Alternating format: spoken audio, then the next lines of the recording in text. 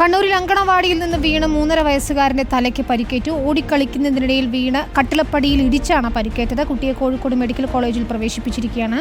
പരിക്കേറ്റ വിവരം അറിയിക്കാൻ അങ്കണവാടി അധികൃതർ വൈകിയെന്നാണ് കുടുംബത്തിന്റെ ഇപ്പോഴത്തെ ആരോപണം.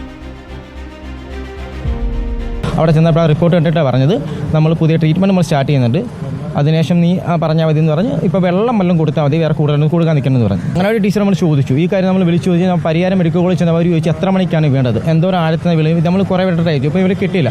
ഞാൻ ടീച്ചറെ ഇതുപോലെ കുട്ടിക്ക് പറ്റിയത് അത് ധനേഷ് രഞ്ജിത വിളിച്ചിട്ടുണ്ടായിരുന്നു. അത് നമ്മൾ അത്ര വലിയ കാര്യമായിട്ടൊന്നും എടുത്തില്ലെന്ന് പറഞ്ഞു. വീട്ടിൽ വൈകുന്നേരം 3 കുട്ടിനെ വിളിക്കാൻ ചെന്നപ്പോഴാണ് അറിയിക്കുന്നത് കുട്ടിക്ക് കുട്ടിന്ന് ഉച്ചയ്ക്ക് ഒരു 12 വീണു, കുഴപ്പമൊന്നുമില്ല, നമ്മൾ മരുന്ന് വെച്ചിട്ടുണ്ടെന്ന് പറഞ്ഞു. അതിനുശേഷം വീട്ടിൽ ചെന്ന് അനിയത്തി ഇത് ജസ്റ്റ് കഴുകി കളഞ്ഞപ്പോഴാണ് മനസ്സിലാകുന്നത് നല്ലോണം ആഴത്തിലെ മുറിവുണ്ടെന്ന്. അവിടുന്ന് അനിയത്തി പറയുന്നതോ ചായപ്പൊടിയോ കാപ്പിപ്പൊടിയോ സംഭവം കഴിക്കണം ഒരുപാട് ഒലിച്ചു പോകുന്നു. കുട്ടീനെ അവർ കൂട്ടിക്കൊണ്ടും പോയിട്ടില്ല, അവർ ഹോസ്പിറ്റലും കൊണ്ടില്ല, നമ്മളെ പേര് അരച്ചിട്ടില്ല.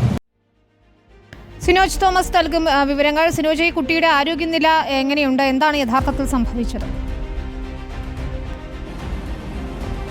വിനീത, ആരോഗ്യനില തൃപ്തികരമാണ്. ചെറിയൊരു പനിയുണ്ട്. കോഴിക്കോട് മെഡിക്കൽ കോളേജിലെ മാതൃ ശിശു സംരക്ഷണ കേന്ദ്രത്തിലാണ് കുട്ടിയെ പ്രവേശിപ്പിച്ചിരിക്കുന്നത്. ഡോക്ടേഴ്സ് കുട്ടിയെ ചികിത്സിച്ച് വരികയാണ്. ഇന്ന് രാവിലെ പുലർച്ചയോടുകൂടിയാണ് പരിയാരം മെഡിക്കൽ കോളേജിൽ നിന്ന് ആംബുലൻസിൽ കുട്ടിയെ കോഴിക്കോടേക്ക് കൊണ്ടുവന്നിരിക്കുന്നത്. ഈ സംഭവം നടക്കുന്നത് ഇന്നലെ ഉച്ചയ്ക്ക് മുൻപാണ്.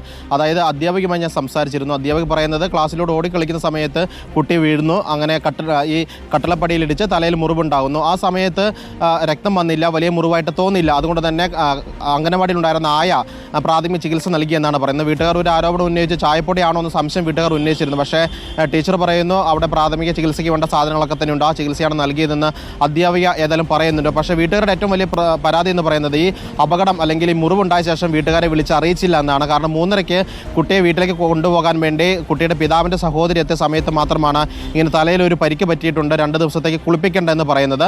അങ്ങനെ കുട്ടിയെ വീട്ടിൽ ചെല്ലുന്നു. വൈകുന്നേരമായപ്പോൾ കുട്ടിക്ക് വലിയ പനി ഉണ്ടാകുന്നു. അങ്ങനെയാണ് വീണ്ടും ഈ മുറിവ് പരിശോധിക്കുകയും അത് വൃത്തിയാക്കിയ ശേഷം തൊട്ടടുത്ത് തന്നെയുള്ള സർക്കാർ ആശുപത്രിയിലേക്ക് പോകുന്നു. അവിടെ നിന്നാണ് പരിയാരം മെഡിക്കൽ കോളേജിലേക്ക് കൊണ്ടുപോകണമെന്നും CT സ്കാൻ ചെയ്യണമെന്ന് പറയുന്നു. അങ്ങനെ പരിയാരം മെഡിക്കൽ കോളേജിൽ ഇന്നലെ രാത്രി എത്തുന്നു. CT സ്കാൻ ചെയ്ത സമയത്ത് തലയിലെ മുറിവായതുകൊണ്ട് തന്നെ ചെറിയ കുട്ടിയായതുകൊണ്ട് ഇന്റേണൽ ബ്ലീഡിംഗ് ഉണ്ടാകാനുള്ള സാധ്യതയുണ്ട്. അതുകൊണ്ട് കോഴിക്കോട് മെഡിക്കൽ കോളേജിലേക്ക് കൊണ്ടുപോകാൻ നിർദ്ദേശിച്ചു. അങ്ങനെയാണ് കോഴിക്കോട് മെഡിക്കൽ കോളേജിലേക്ക് ഇന്ന് പുലർച്ചെ കുട്ടിയെ കൊണ്ടുവന്നിരിക്കുന്നത്. ഏതായാലും വിശദമായ ചികിത്സ നൽകി വരികയാണ്. കുടുംബം പറയുന്നത് പഴയങ്ങാടി പോലീസിൽ പരാതി നൽകുമെന്നാണ് അറിയിച്ചിരിക്കുന്നത്. ഏതായാലും ഏഴോം പഞ്ചായത്തിന്റെ പരിധിയിലാണ് ഈ സംഭവം ഉണ്ടായിരിക്കുന്നത്.